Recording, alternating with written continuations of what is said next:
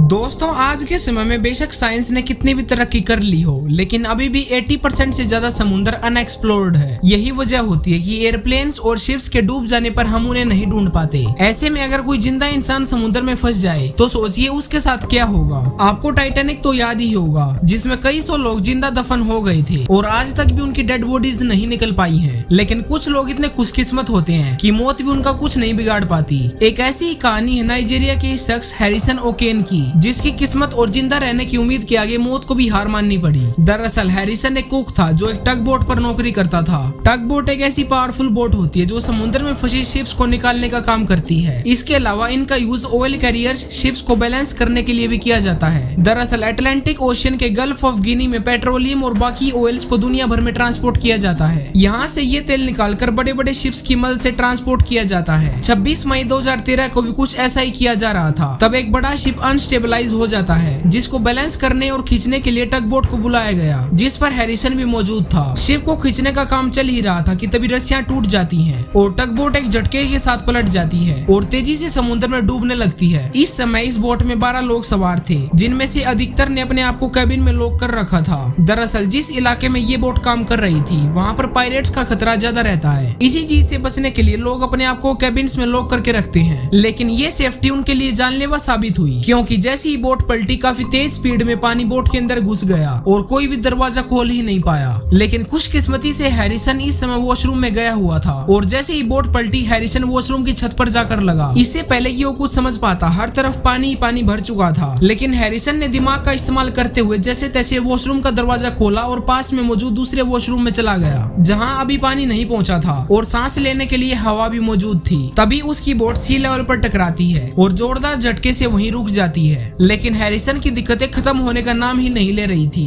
कुछ ही देर में दूसरे बाथरूम में भी पानी भर गया, जिसका मतलब था कि हैरिसन को अब इस जगह को भी छोड़ना पड़ेगा। जैसे तैसे बाथरूम से बाहर निकलकर हैरिसन इंजीनियर ऑफिस में चला जाता है, जहां 4 फीट का एक एयर पॉकेट मौजूद था। यानी इस कमरे में अभी भी एक ऐसी जगह मौजूद थी जहां वो सांस ले सकता था, लेकिन सिर्फ 60 घंटों तक। यानी अब हैरिसन की जिंदगी के सिर्फ 60 घंटे बचे हैं। यहाँ पर वो सिर्फ इसी उम्मीद में था कि रेस्क्यू टीम आकर उसे बचा लेगी, क्योंकि एक तो उसकी बोट पलटने की वजह से लॉक हो गई थी, साथ ही इतनी गहराई में अगर वो पानी से बाहर निकलता है तो बाहर मंडराती शार्क्स उसको कच्चा चबा जाएगी। अब हैरिसन के पास ऑक्सीजन तो थी, लेकिन सिर्फ इसी के सारे वो जिंदा नहीं रह सकता था, क्योंकि डिहाइड्रेशन और ठंडे पानी की वजह से उसकी मौत हो सकती थी। किस्मत से उसे वहाँ पर कोक की कुछ कैंस मिल गई, जिसे पीकर हैरिसन अपनी प्यास बुझाता है। इसके बाद उसने अपने आसपास मौजूद चीजों को जोड़कर एक फ्लोटिंग सरफेस बना लिया, जिस पर बैठकर वो हाइपोथर्मिया से बच पाया। हैरिसन सिर्फ एक चीज का इंतजार कर रहा था, वो था रेस्क्यू टीम का मौत से पहले आना। इसी एयर कैप्सूल में हैरिसन को इंतजार करते हुए 2 दिन से ज्यादा का समय हो चुका था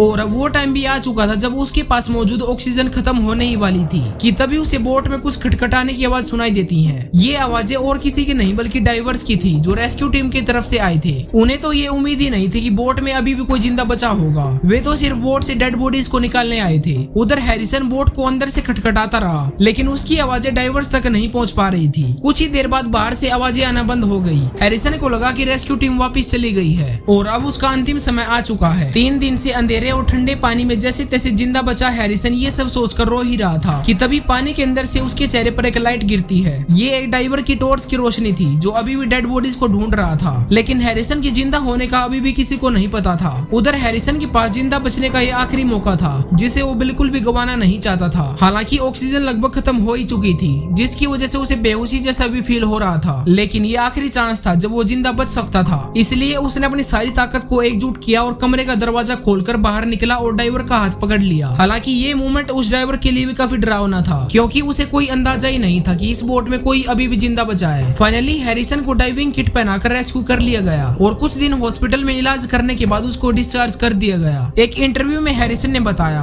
कि वो दोबारा कभी समुद्र के पास भी नहीं जाएगा। दोस्तों, ये सर्वाइवल स्टोरी आपको कैसी लगी कमेंट सेक्शन में जरूर टाइप करें और अगर वीडियो इन्फॉर्मेटिव लगी हो तो एक लाइक करें और चैनल को सब्सक्राइब भी कर लें, ताकि ऐसी इंटरेस्टिंग वीडियोस आप तक पहुंचती रहे। मिलते हैं कल अगली वीडियो में। धन्यवाद।